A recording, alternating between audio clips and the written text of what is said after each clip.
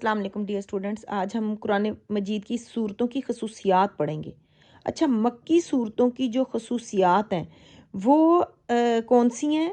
حضور پاک صلی اللہ علیہ وسلم نے 13 سال مکہ میں گزارے اور اس دوران آپ کو بہت مشکلات کا سامنا کرنا پڑا۔ جتنے آپ کے جو لوگ بھی آپ کے جاننے اور پہچاننے والے تھے، انہوں نے بھی جب کلمہ حق کو سنا تو انہوں نے اس سے انکار کیا، اور انہوں نے ہر طرح سے آپ کو اس کی وجہ یہ تھی کہ وہ شرک کی بیماری میں مبتلا تھے، اور وہ نہیں چاہتے تھے کہ وہ اس کو چھوڑ کر اس دین پر ایمان لائیں جس کا آپ حوالہ دے رہے ہیں، جس کے لیے آپ کہہ رہے ہیں، اور وہ بھی آپ سے بیگانے بن گئے تھے، اپنے بھی آپ کے بیگانے بن گئے تھے، اور انہیں توحید کی دعوت گوارا نہ تھی، اس لیے کہ وہ شرکی بیماری میں مبتلا تھے۔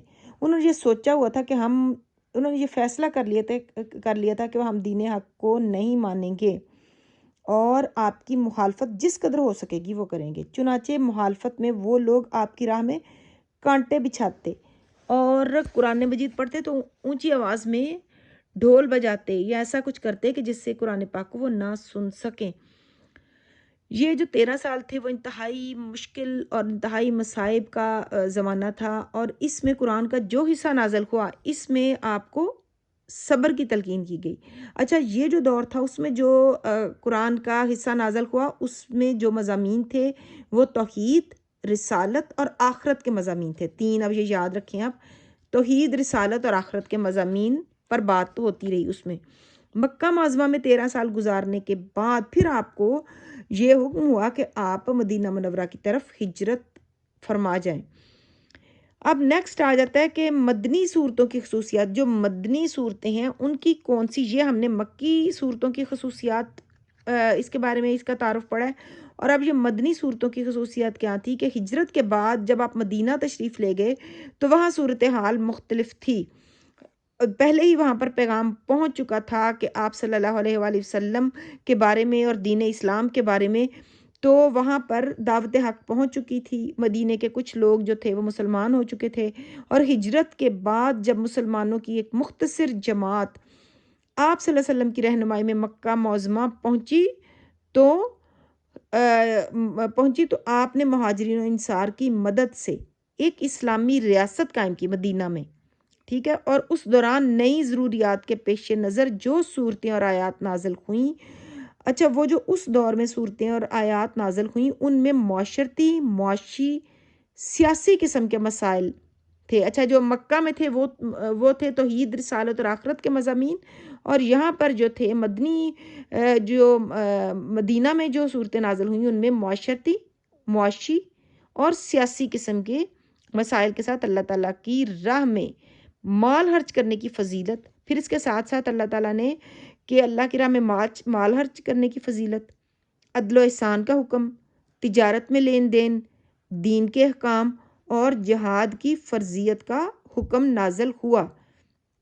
اب یہ دیکھیں کہ یہاں پر 4-5 جو ہیں پوائنٹس، ان کو آپ پوائنٹس کی شکل میں دیں اور اسی طرح لکھیں کہ کیسے مال خرچ کرنے کی ترغیب دی گئی اور اس کی فضیلت پر بھی کا بیان ہوا، عدل و انصاف کا حکم دیا، عدل و احسان کا حکم دیا، تجارت میں لین دین کے کیسے تجارت میں آپ صحیح طریقے سے تجارت کو کر سکتے ہیں، اور اس کے علاوہ دین کے احکام، پھر جہاد کی فرضیت، جہاد جو ہے نا فرض کر دیا گیا، جہاد کی فرضیت کا حکم نازل ہوا۔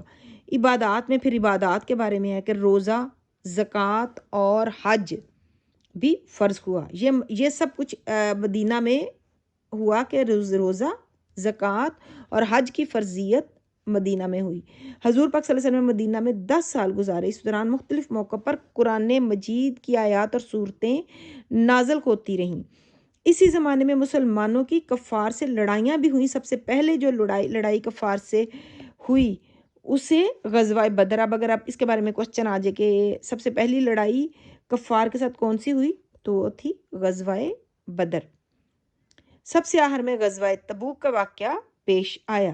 اب یہ دیکھ لیں، آپ نے پڑھا ہے کہ مکی صورتوں کی خصوصیات، مدنی صورتوں کی خصوصیات، اس میں کون سے احکام نازل ہوئے مکہ میں اور مدینہ میں، تو یہ ساری ڈیٹیل آپ اس کو پوائنٹس کی شکل میں کر سکتے ہیں۔ پھر اس کے بعد آ جاتا ہے نیکسٹ آ جاتا ہے حضرت محمد صلی اللہ علیہ وسلم کا آخری حج جو ہے نا، حضور پاک صلی اللہ علیہ وسلم نے 10 ہجری میں آخری حج ادا کیا، جسے حجت الوداع کہتے ہیں۔ اچھا یہ بہت اس میں اہم خطبہ بھی ہوا گزشتہ 23 سال کی مدت میں جو بعثت کا کام تھا مکمل ہو گیا، یعنی قرآن پاک جو ہے اس کی کے نزول کا سلسلہ مکمل ہو گیا 23 سال کی مدت میں۔ آپ کے ہاتھوں دین و شریعت کی تکمیل ہو گئی اور آپ نے عملاً ایک اسلامی ریاست قائم کر کے مسلمانوں کی رہنمائی فرما دی۔ انہوں نے اسلامی ریاست قائم کر کے بتا دیا کہ ایک اسلامی ریاست میں کون سی خصوصیات ہونی چاہیے۔ آپ صلی اللہ علیہ وسلم نے اس آخری حج کے دوران میدان عرفات میں ایک خطبہ ارشاد فرمایا جو نہایت ضروری احکام اور نصیحتوں پر مشتمل ہے۔ آپ نے صحابہ رضی اللہ تعالیٰ عنہ کی بہت بڑی تعداد کو مخاطب کر کے فرمایا کہ آگاہ رہو، کیا میں نے دین کے احکام پہنچا دیے؟ سب نے جواب دیا، وہ بولے ہاں حضور پاک صلی اللہ علیہ وسلم آپ نے پیغام پہنچا دیا، امانت ادا کر دی اور امت کو نصیحت فرما دی۔ یہ صحابہ نے جواب دیا، آپ نے جو پوچھا تو اس کے جواب میں انہوں نے یہ کہا۔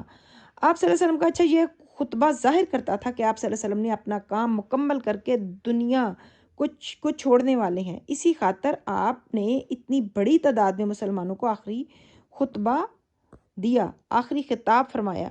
اس کے بعد آپ صلی اللہ علیہ وسلم پر وحی نازل ہوئی جس میں دین کے مکمل ہونے کا اعلان ہوا۔ اس میں یہ سورۃ المائدہ کی آیت نمبر 3 ہے، یہ ہے الیوم اکملت لکم دینکم واتممت علیکم نعمتی ورضیت لکم الاسلام دینا، کہ آج کے دن میں نے تمہارے لیے تمہارا دین مکمل کر دیا۔ الیوم اکملت یعنی مکمل کر دیا، لکم دینکم آج کے دن تمہارا دین مکمل کر دیا، واتممت اور تمام کر دی، علیکم نعمتی تم پر نعمتی اپنی نعمت، ورضیت اور پسند فرمایا، لکم الاسلام دینا تمہارے لیے دین اسلام کو۔ یہ آیت کا ترجمہ ہے اور آپ اس کو اسی طرح یاد کریں گے تو آپ کو یاد رہے گا۔ اس کے بعد اس آیت کے نازل ہونے کے تھوڑی عرصے بعد آپ صلی اللہ علیہ وسلم دنیا سے تشریف لے گئے۔ رحلت سے قبل آپ صلی اللہ علیہ وسلم نے امت کو قرآن مجید کے بارے میں خصوصی وصیت فرمائی کہ اسے میں تمہارے درمیان چھوڑ کر جا رہا ہوں، اسے مضبوطی سے پکڑنا۔ اس لحاظ سے ہم سب مسلمان پر فرض ہے کہ ہم اللہ تعالیٰ کی اس آخری کتاب کے احترام کے ساتھ ساتھ اس کی ہدایات پر بھی عمل کریں۔ اب اس کے بعد آ جاتا ہے قرآن مجید کی صورتیں، آیات کتنی ہیں۔ قرآن مجید اس میں 114 صورتوں پر مشتمل ہے اور ہر صورت جملوں پر مشتمل ہے جن کو آیات کا نام دیا جاتا ہے۔ یہ آیت کی جمع ہے۔ آیت کے معنی نشانی کے ہیں۔ یہ شارٹ کوسچن کی صورت شارٹ آ سکتا ہے اس کے بارے میں۔ آیت کے معنی نشانی کے ہیں، گویا ہر آیت اللہ تعالیٰ کے کسی ابدی قانون کے لیے ایک نشانی کا درجہ رکھتی ہے۔ ابدی قانون کے لیے آخری جو اچھا اس میں سورۃ توبہ کے سوا ہر سورت کے شروع میں بسم اللہ الرحمن الرحیم لکھا ہوا ہے۔ قرآن مجید میں صرف ایک ہی سورت ایسی ہے جس کے شروع میں بسم اللہ نہیں لکھی گئی اور وہ سورۃ توبہ ہے۔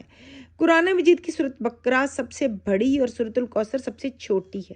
سب سے بڑی سورت کون سی ہے؟ سورۃ البقرہ۔ سب سے چھوٹی سورۃ الکوثر جس کی صرف 3 آیات ہیں سورۃ الکوثر کی۔ سارے قرآن مجید کی 7 منزلیں ہیں۔ یہ منزلیں اس لیے مقرر کی گئی ہیں تاکہ جو لوگ ہفتے میں قرآن ختم کرنا چاہیں ان کے لیے آسانی رہے، یعنی کہ منزل جو ہے نا قرآن پاک کے، آپ سینٹر میں اگر آپ کو نہیں پتا قرآن پاک کی منزل کیسے پتہ چلے یہ کتنی منزلیں ہیں، تو قرآن پاک کے درمیان میں نیچے سینٹر میں لکھا ہوتا ہے پہلی منزل 1، پھر 2 منزل، یعنی کہ پہلی منزل تقریباً اس کی جو ہے وہ 5 سپاروں پہ مشتمل ہے، پھر اس کے بعد 6 سپارے کے سٹارٹ میں ختم ہوتی ہے پہلی منزل جو ہے، اس کے بعد اس طرح دوسری منزل، تیسری، اس طرح آپ اس کو دیکھ سکتے ہیں۔ اس کے بعد قرآن مجید کی حفاظت ہے، وہ انشاءاللہ نیکسٹ لیکچر میں آپ کریں گے۔ امید ہے آپ کو اچھے سے سمجھ آئی ہوگی اور کوشش ہوگی میری کہ اب آپ کو ریگولر لیکچر مل جائے تاکہ ایگزام میں تھوڑے دن رہ گیا آپ دل لگا کے پڑھیے۔ تقریباً میں نے کورس آپ کا کروا دی ہے اور اب جو ہیں وہ آپ کو کروائیں گے کوسچن آنسرز، پاسٹ پیپر کروائیں گے۔ تو انشاءاللہ نیکسٹ لیکچر میں آپ سے ملاقات ہوتی ہے.